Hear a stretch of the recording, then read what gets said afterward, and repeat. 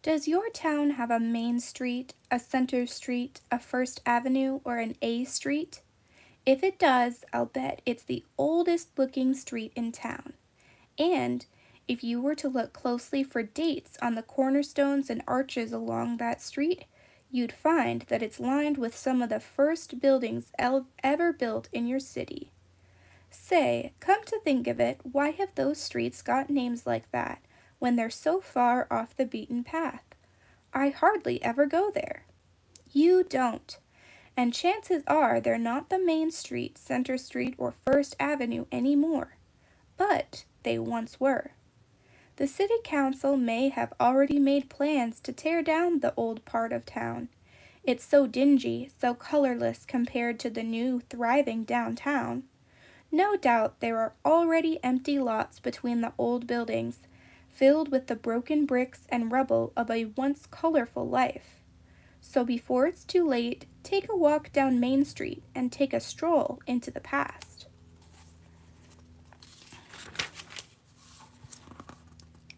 Here on Main Street, you can close your eyes and imagine the sounds. Old cars putt-putting and beep-beeping their way down streets filled with the noise of horses, clanging trolley cars, and clattering carts. On the sidewalks there are women in long skirts and high-topped shoes, and a bustle of workers in overalls and clerks in stiff collars and vests.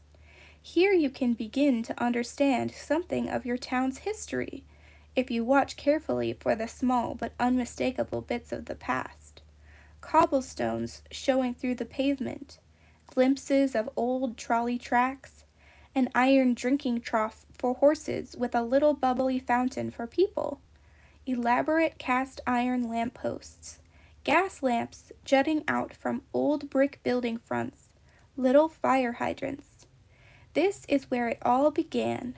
Perhaps, being here, you can discover by yourself how your town began.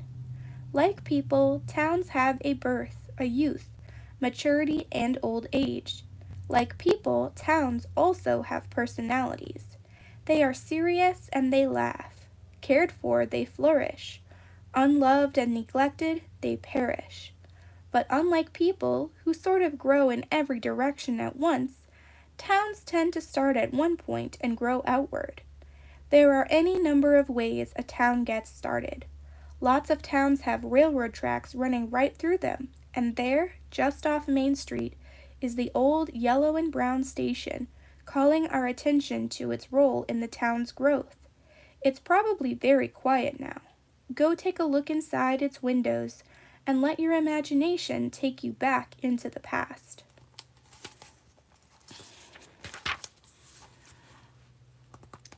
$70 or $100 ago, that station stood alone, nothing for miles around.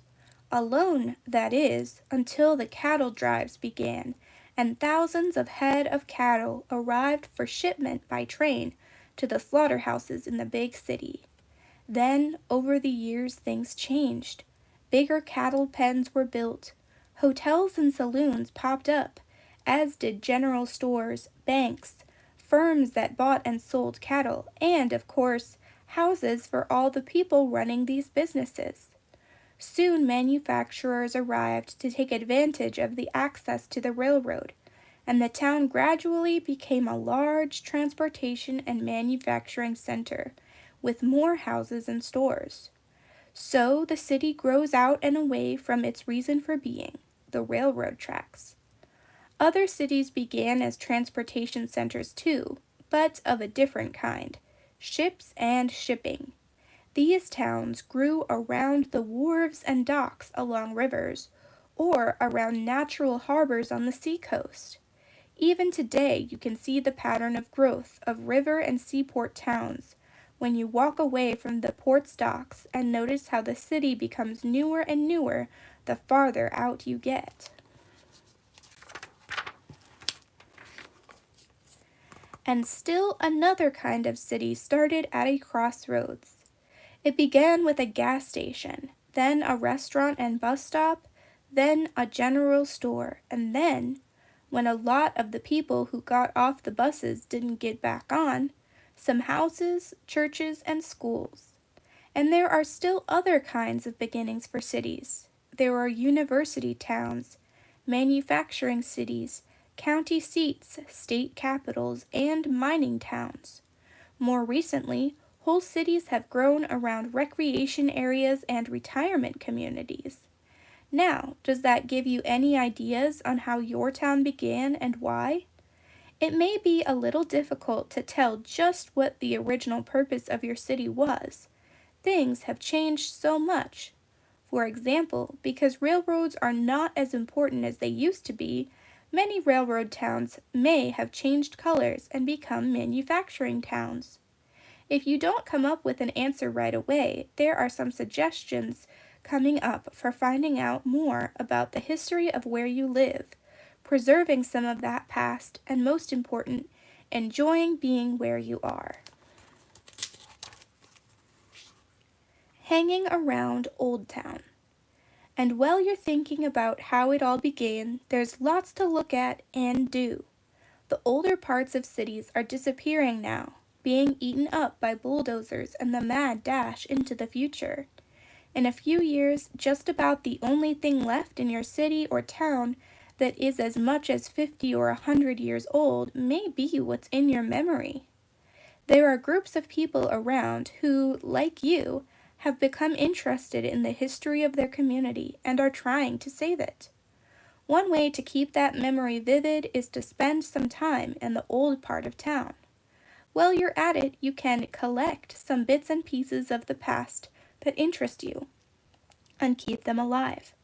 The first thing you can do is to make an old town map. It won't be a fancy map, but one you can write all over and keep notes on. Before you leave home, make sure you've got either a notepad or a clipboard with some paper on it and a pencil, and your camera. Don't forget your camera. Where to start? If, after reading that little description of how towns got started, you've made a guess about yours, then start investigating that hunch. Begin at the railroad tracks where they cross Main Street, or at the wharf, or maybe at a large meat processing plant or stockyards. Don't worry if your hunch turns out not to be quite right. You'll have fun anyway.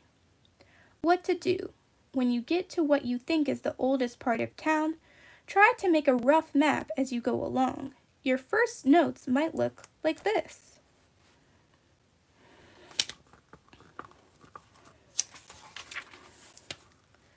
After you've walked for a while up and down a couple of blocks of Main Street, spend some time on 1st and 2nd Streets. All the time you're walking, keep on the lookout for some of these clues. Dates engraved on cornerstones, in stone around doors, or on the sides of buildings or on metal plaques. Old sidewalks. Often you'll find that the name of the company that put down the sidewalk is stamped into the wet cement in a few places, usually at the corner, and these stamps are often dated. Sometimes there are metal plates set into the cement. Cast iron building fronts, lamp posts, fire hydrants, manhole covers, railings, and fences with dates cast into them. Old signs on the sides of buildings. What kinds of businesses are here? Industries, warehouses, lumber yards? Is there more of one kind of business than others? Write down some of the names you see on the old signs. Was the town once mostly of one nationality? And clues at the railroad station. Are there maps painted on the sides of the old freight cars or at the railroad station that show the old routes? Are there any special structures around that give clues to what the trains carried in and out of town? Storage tanks, grain silos, sawmills? Do you suppose you've really found the oldest part of the city all by yourself? Well, most likely you have, but if you want to check up on how you're doing, there are several ways of finding out just how good a guesser you are.